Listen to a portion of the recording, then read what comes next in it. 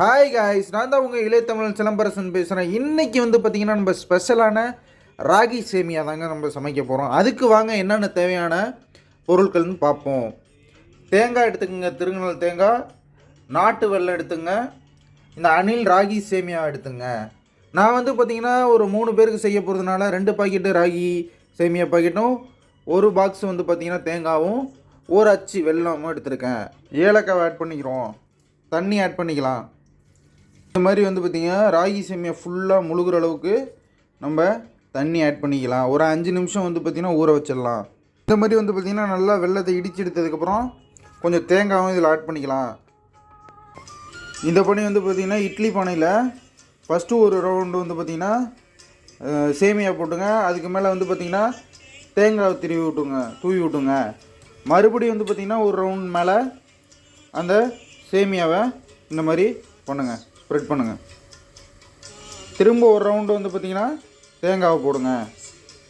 இப்படி பண்ணும்போது உங்களுக்கு வந்து பார்த்திங்கன்னா அந்த தேங்காயும் சேமியாவும் நல்லா உள்ளே போய் மிக்ஸ் ஆகி நமக்கு நல்ல டேஸ்ட் கொடுக்கும்.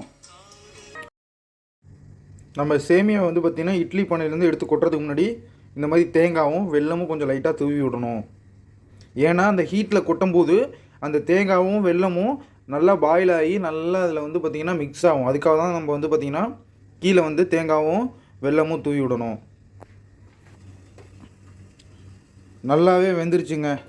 இதில் மறுபடியும் வந்து பார்த்திங்கன்னா தேங்காவை ஆட் பண்ணலாம்.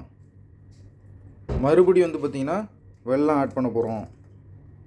இப்படி ஸ்டெப் பை ஸ்டெப்பாக ஆட் பண்ணும்போது நமக்கு வந்து பார்த்திங்கன்னா செம்ம டேஸ்ட் கொடுக்கும். அதனால தான் இது மாதிரி வந்து பார்த்திங்கன்னா இறக்குனதுக்கப்புறம் நல்லாவே மூடி வைங்க ஒரு 5 நிமிஷம். அப்போ தான் ஆவியோட நல்லா வந்து பார்த்திங்கன்னா இன்னும் வந்து அந்த ஒரு உதிரியாக வரும் நமக்கு வந்து பார்த்திங்கன்னா அந்த சேமியா. இப்போ ஓப்பன் பண்ணிட்டு நம்ம என்ன பண்ணுவோம்னா, நம்ம ஆல்ரெடி வந்து ஸ்டெப் பை ஸ்டெப்பாக வந்து பார்த்திங்கன்னா தேங்காய், வெல்லம் இதெல்லாம் ஆட் பண்ணியிருக்கோம். இதுக்கப்புறம் மேலே திரும்பியும் நம்ம வந்து வெல்லத்தை ஆட் பண்ணுறோம். அது அதுக்கு ஒவ்வொரு டேஸ்ட் கொடுக்கும்.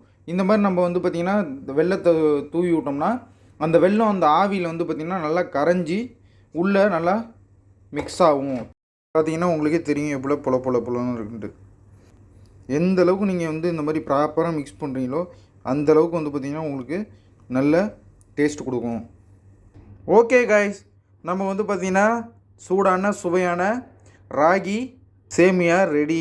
இது மாதிரி நல்ல வீடியோ வந்து பார்த்திங்கன்னா நீங்கள் பார்க்குறதுக்கு நம்ம சேனலை சப்ஸ்கிரைப் பண்ணாதவங்க பண்ணிங்க.